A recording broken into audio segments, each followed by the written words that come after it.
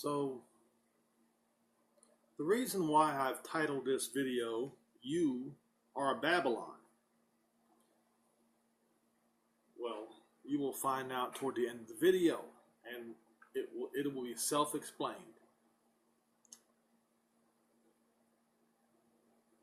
So a couple of years ago, I would say, when I first started doing these videos, for, I don't know, maybe a couple of months, I got a little bit caught up in some of,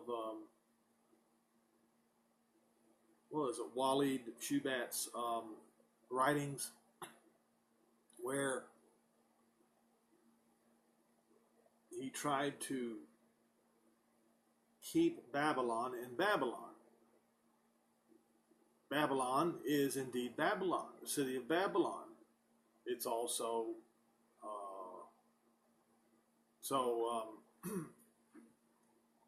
however, I want to explain what Babylon did. And any city, any nation, any people, any religion who does what Babylon did in the days of King Nebuchadnezzar.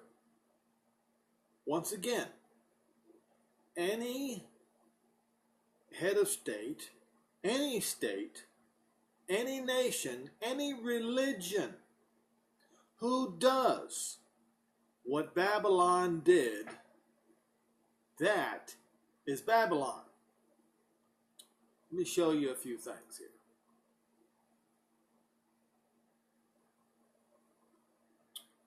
Psalm 137, we'll start in verse 1. And it points to Ezekiel 1 as well.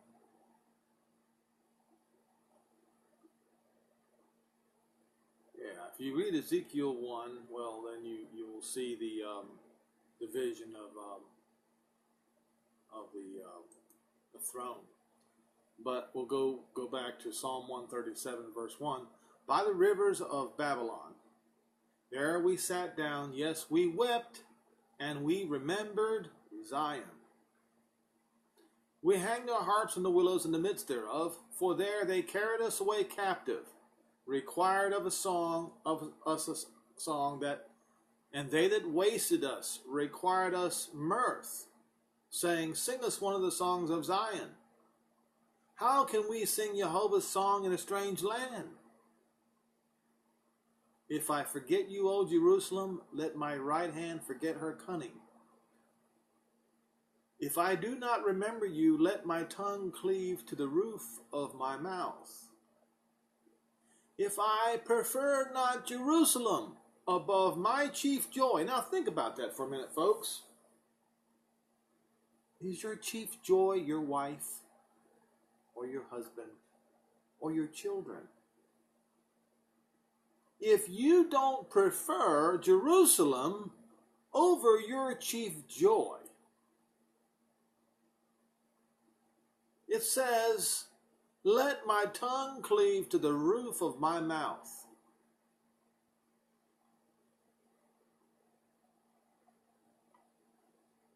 Is Jerusalem above your chief joy? You know, the one that's located in Israel?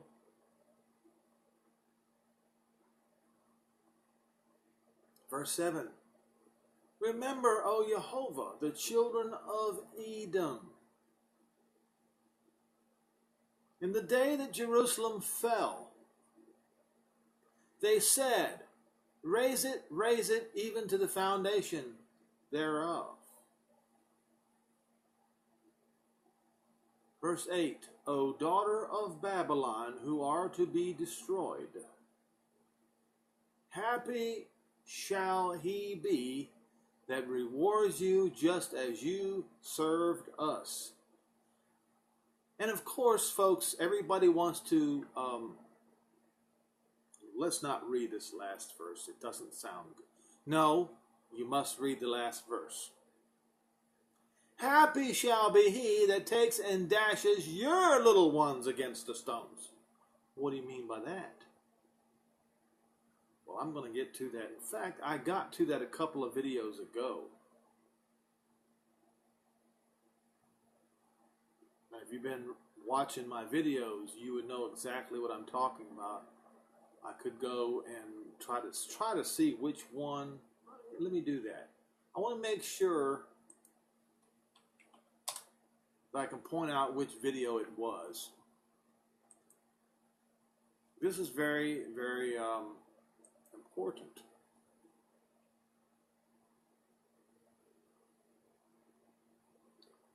Because it was Christianity that dashed the children of the Jews against the rocks as well. Okay. So it was in my video, Unspeakable Crimes by Catholics Against Waldensians. Well, when I did this video, what I was pointing out is they not only did it to the Jews, they did it to the Waldensians and the Anabaptists. This is a common thing now. Not just the Catholics now. Not just the Catholics. The Protestants too did it.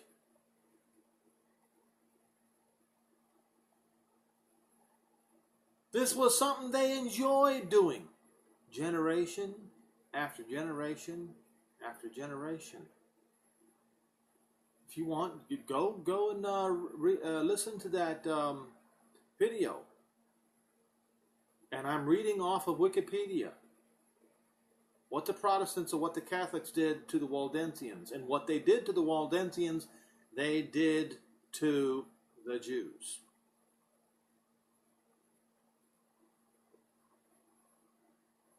And right here in the last verse of Psalm 137 says, "Happy shall be he that takes and dashes your little ones against the stones." Yes, the way they did to the Jews' children. Okay? Speaking about Edom and Babylon. That's what he's speaking. This is what Psalm 137 is about. And what I am pointing out today is that every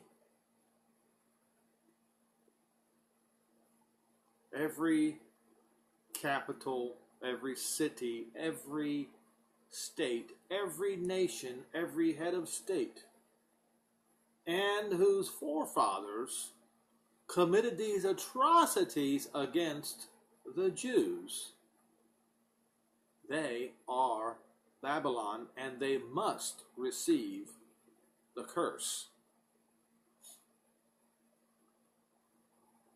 that they perpetrated upon the Jews. They must receive justice. And just like in Jeremiah 51, when the Medes and the Persians came and destroyed ancient Babylon, verse 1, it says, Jeremiah 51, "Thus saith Jehovah, Behold, I will raise up against Babylon and against them that dwell in the midst of them, that rise up against me, a destroying wind. And I will send unto Babylon fanners that shall fan her, and shall empty her land. For in the day of trouble they," that's the armies, Medes and the Persians, "shall be against her round about. Against him that bends, let the archer bend his bow, and against him that lifts himself up in the brigandine, and spare not her young men, destroy ye utterly all her army," her host. "Thus shall the slain fall in the land of the Chaldeans, and they that are thrust through in her streets." Why? Because Israel has not been forsaken, nor Yehuda of his Elohim, of Jehovah of hosts. Even though their land was filled with sin against the Holy One of Israel. Okay, very important words here, verse 8. Flee out of the midst of Babylon. Why? I'll get to that in a minute. And deliver every man his soul. Be not cut off in her iniquity, for this is the time of Jehovah's vengeance, and he will render unto her a recompense. All right. And you can read the rest of it, and you can see who comes against Babylon in those days. All right, so what he is saying is, because he has not forgotten Israel, and he has not forgotten Judah, even though Israel and Judah filled the land of Israel with sin. Okay? So, since Jehovah changes not, this is going to happen again. And so then we should look at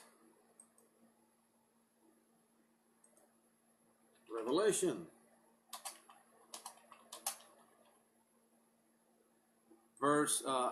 Chapter 18 and verse 4.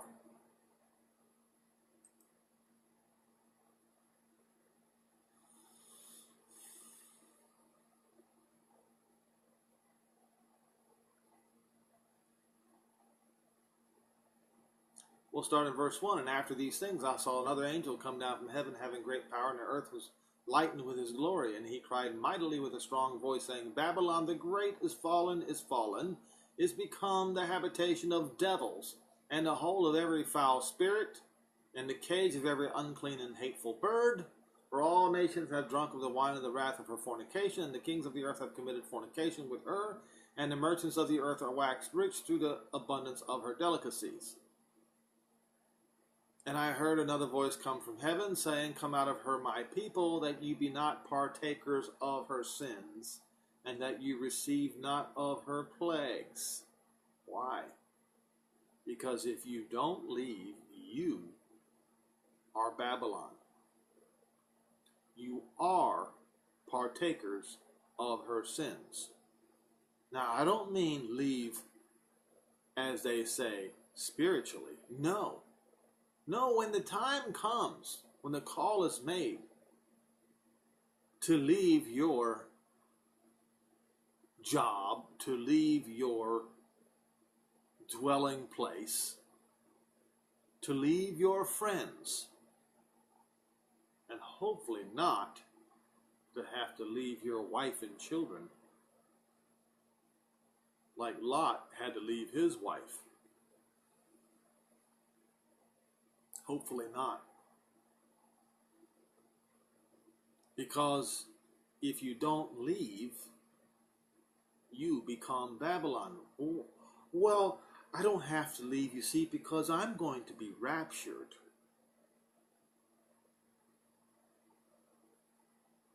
Okay, then don't obey. All right? If that's what you want to do, then just refuse to obey, and you'll see what the result will be.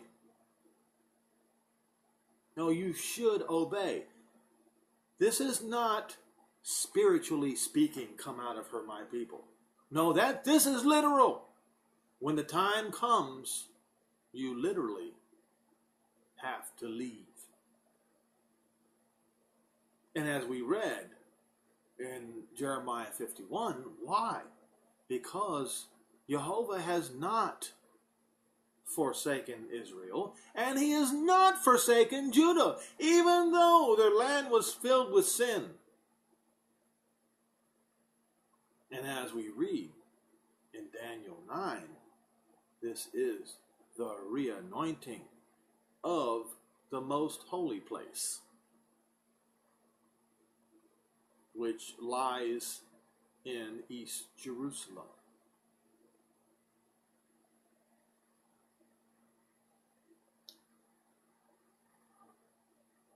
Verse 5, For her sins have reached unto heaven, and Jehovah has remembered her iniquities. Reward her even as she has rewarded you. Rewarded who? Come on, folks. Let's not play ignorance here.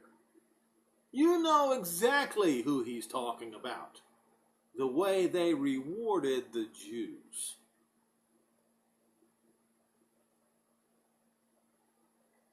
and double unto her according to her works.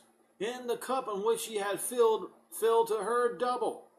How much has she glorified and lived deliciously? So much torment and sorrow give to her, for she said in her heart, I sit as a queen, I am no widow, and I see no sorrow. Therefore shall her plagues come in one day, death, mourning, destruction, famine, and she shall be utterly burned with fire, for strong is Jehovah who judges her.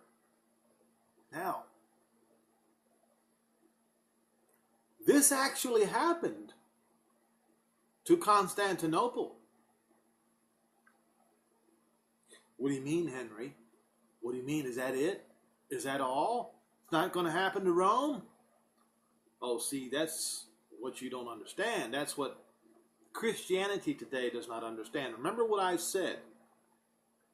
Any state,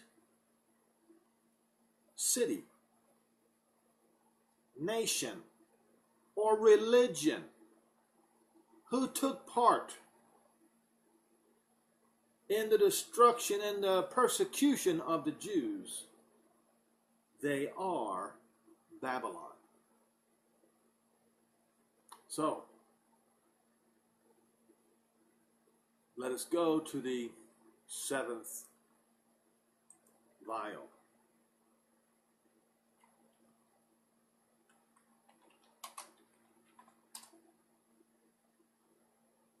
Revelation 16 and verse 17.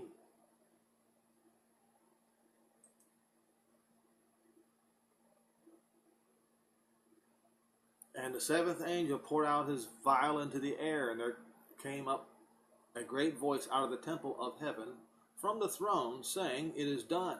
And there were voices and thunders and lightnings, and there was a great earthquake, such as was not seen since men were upon the earth. So mighty an earthquake, and so great.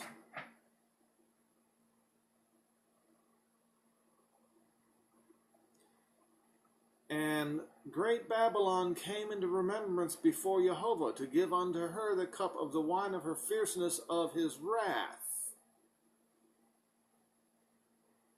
And there fell upon men hail out of heaven, every stone about the weight of a talent, and men blasphemed Jehovah because of the plague of hail, for the plague was exceedingly great. Now, when you read verse 19, it says the great city was divided in three parts. That's what it says in King James. But it really should read, if you read Strong's Concordance very carefully, it should say the great city was three. Okay?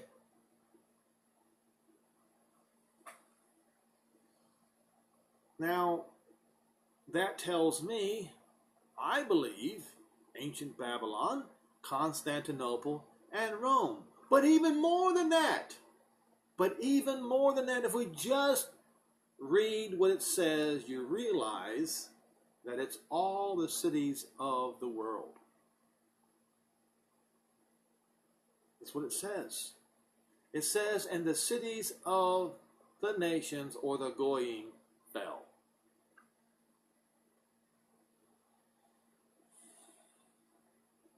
Why? Because all the way from the Far East, I could say, all the way from India to Great Britain, okay, I can safely say, and know it is true, because it is documented, from India to Great Britain, they persecuted the Jews mercilessly, generation after generation after generation. From the tip of South Africa to the highlands of Russia, Sweden, Norway, they persecuted the Jews mercilessly, generation after generation after generation. So now, Now the world, the cities of this world have become Babylon. Let no man tell you otherwise. Because right here it is written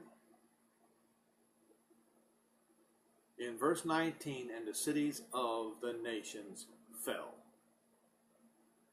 from this great earthquake. And of course the great hail that fell.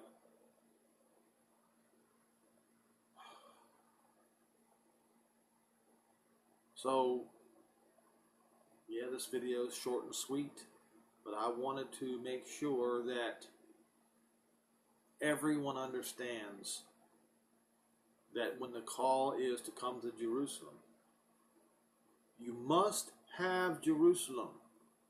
You must have Zion greater than your chief joy.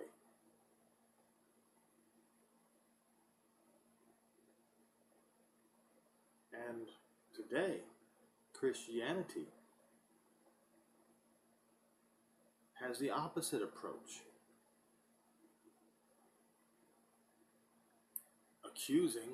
Protestantism is accusing of Israel's coming Messiah as being the Antichrist, as they say. That he's going to bring a false peace. It's not true. Because the anti-Messiah resides in Rome, resides in Baghdad, resides in Constantinople, or as they say today, Istanbul, resides in Paris, resides in Moscow, resides in the cities of Germany, France, Netherlands, Denmark, Sweden, Finland, Norway, Italy, Belgium, Spain, Portugal, Great Britain.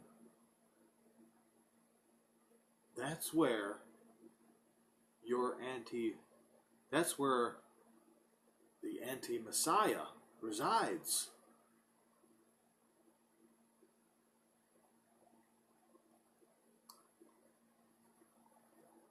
And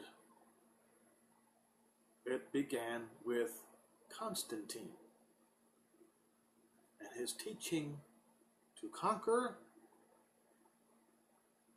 all who opposed him and all who would not conform to him and his evil ways. And so the nations did exactly that. They persecuted, they stole, they pillaged, they raped, and they murdered, and they burned people alive. They dashed their children against the rocks. So now, on the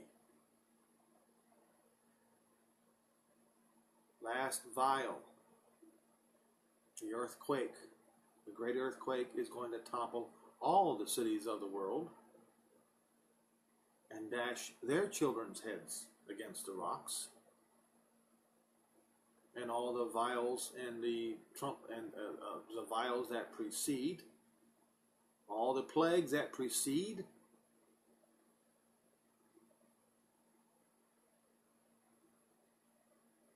yes, if you don't leave this world, literally, when the call is made to come to Jerusalem, you are Babylon.